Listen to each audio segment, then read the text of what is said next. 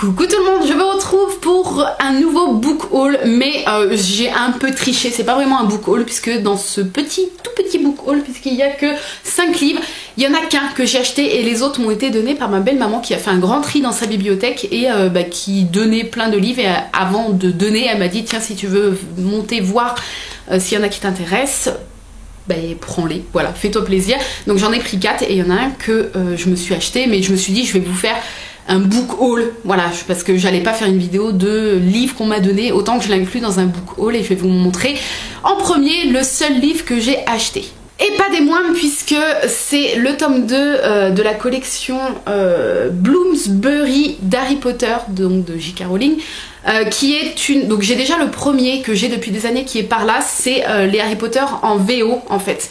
Dans cette collection là, bon après il y a Harry Potter en français ou en VO, il y a 10 millions de collections, mais je m'étais acheté il y a plusieurs années le tome 1 pour le lire, je l'avais commencé, j'avais laissé de côté parce que j'avais laissé de côté la lecture tout simplement, mais je vais le reprendre si vous voulez être un peu plus à l'aise avec l'anglais et l'anglais à la lecture, c'est pas très français tout ça, je vous conseille les Harry Potter si jamais vous aimez bien sûr l'univers d'Harry Potter, où je vous conseille en fait de prendre un livre assez simple et dont vous connaissez déjà l'histoire, parce que vous allez avoir plus de facilité en fait à assimiler l'anglais si c'est une histoire que vous connaissez déjà et un livre assez simple à lire, et c'est pour ça que j'avais pris le premier Harry Potter, et vu que de toute façon je veux toute la collection de cette édition là, enfin de cette édition là, on peut dire ça comme ça, je me suis acheté le tome 2, j'ai craqué, donc je vais vous montrer la couverture de plus près, ils sont juste magnifiques.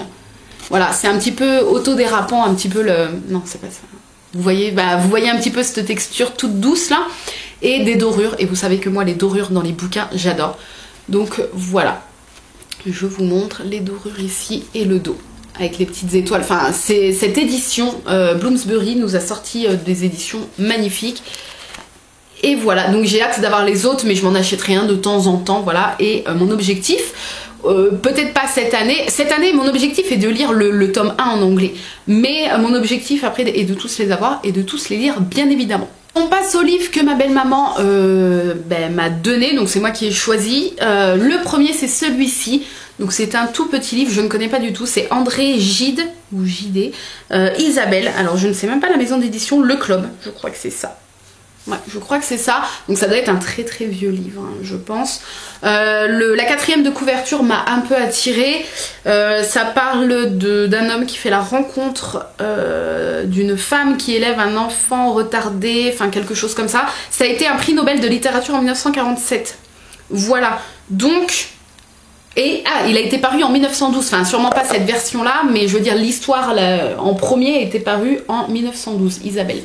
Voilà, donc je me suis dit les petits, l'histoire me botte pas mal, voilà, je pense que ça va se lire très rapidement et j'ai hâte de découvrir cette histoire et bien sûr je vous en reparlerai si ça vous intéresse. Le deuxième c'est celui-ci, la couverture m'a fait trop rire.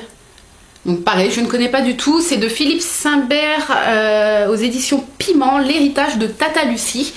Et en fait, donc c'est une tata emmerdeuse de ce que j'ai pu voir, qui une fois morte a décidé en fait de pourrir la vie de ses héritiers, voilà, et pour avoir en fait le trésor, l'héritage, elle leur a fait faire une espèce de chasse au trésor rocambolesque dans la campagne, les pieds dans la boue, tout ce que ses héritiers, je pense que c'est des gens peut-être qui habitent à la ville et voilà, qui sont pas trop trucs comme ça, la campagne et tout, et pour les emmerder, elle avait prévu en fait avant de mourir voilà, s'ils veulent toucher le pactole, il va falloir sûrement, voilà, je ne l'ai pas lu, mais d'après ce que la quatrième de couverture nous dit, il va falloir mettre les pieds dans la boue. Je pense que ça peut être une lecture assez légère malgré que le contexte de base est la mort de quelqu'un et l'héritage, c'est pas un sujet très drôle de base. Mais je pense que justement ça peut être assez léger de lire une histoire comme ça. Je pense que ça me fait penser un petit peu, vous savez, au film... comment le film avec la vieille qui fait chier ses petits-enfants ou ses enfants. Ah, je sais plus. Tati Daniel. Je crois que c'est ça, Tati Daniel. J'avais adoré ce film. Ça m'a fait un peu penser à ça et je me suis dit que voilà, ça peut être une bonne lecture, une bonne et drôle lecture. L'avant-dernier livre, c'est celui-ci de Janine Boissard, L'où y es-tu, la maison d'édition... Ah, France Loisirs. Voilà, aux éditions France Loisirs. Alors, La quatrième de couverture, c'est la quatrième de couverture qui m'a... Parce que le truc fait un peu vieux, je pense qu'elle l'a depuis pas mal de temps, donc si vous voulez, c'est pas la couve qui m'a fait choisir ce livre-là parmi ceux qu'elle ne voulait plus. C'est la quatrième de couve qui dit que on retrouve donc Manon qui a 28 ans, qui est présentatrice télé, et un jour en fait en rentrant chez elle, elle va retrouver un petit garçon sur son paillasson avec le regard apeuré et avec un petit mot avec marqué sauvez-le, un petit mot qui était accompagné de l'enfant. Et en fait, elle va déjà elle va pas comprendre ce qui se passe, pourquoi cet enfant est là, pourquoi ce mot-là, on doit le protéger de quoi, le sauver de quoi. Et quand elle va se pencher plus vers l'enfant et le regarder, elle va voir dans le regard de cet enfant le regard de sa sœur à elle, décédée quelque temps auparavant. Voilà, et en fait, donc apparemment ça va être, donc ils disent, la longue et périlleuse enquête que Manon va mener, ça la replongera dans un passé familial douloureux qu'elle tentait en vain d'oublier. Voilà, je me suis dit, histoire d'enfant abandonné, qui est sûrement l'enfant de sa sœur décédée. Je pense que c'est une histoire qui peut être pas mal. Voilà, il fait 400 et quelques pages. Je le lirai cette année. Là, ça va pas être une lecture que je vais lire là tout de suite, mais je pense le lire cette année et je pense que ça peut être une histoire pas trop mal. Et le dernier livre, c'est un livre témoignage, donc c'est Angel Libby avec Hervé de Chalandard, Une larme m'a sauvée, aux éditions je ne sais guère. Aux éditions... je sais pas, il y en a parfois ils marquent pas les maisons d'édition comme ça. Édition de Noyelles, voilà. Donc c'est un livre témoignage, c'est le genre de livre que j'adorais lire étant ado, les livres un peu autobiographiques, des choses comme ça. Sur les histoires vraies, les gens qui écrivent en fait leur propre histoire.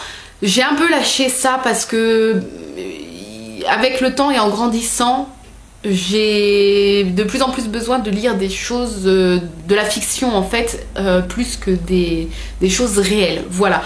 Mais là l'histoire m'a parlé parce que c'est un sujet de base que je trouve passionnant entre guillemets. C'est... donc Angel, c'est une Française qui vit à Strasbourg, enfin près de Strasbourg.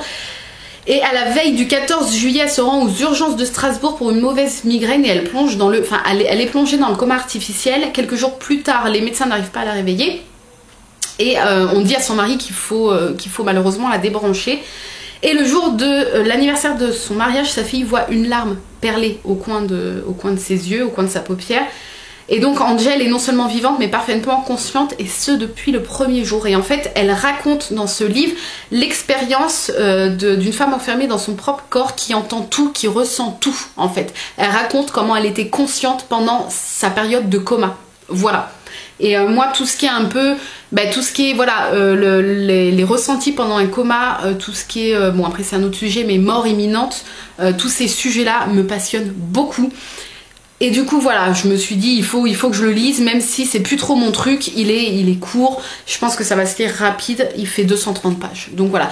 Et même si c'est plus trop mon truc, les livres témoignages, j'ai envie quand même de savoir ce que cette femme a vécu, comment elle l'a ressenti. Et voilà, c'est de la curiosité tout simplement, mais j'ai vraiment envie de savoir. Voilà pour cette petite vidéo, j'espère qu'elle vous a plu. Si vous connaissez un de ces livres, n'hésitez pas à me dire lequel, ce que vous en avez pensé, est-ce que vous l'avez lu.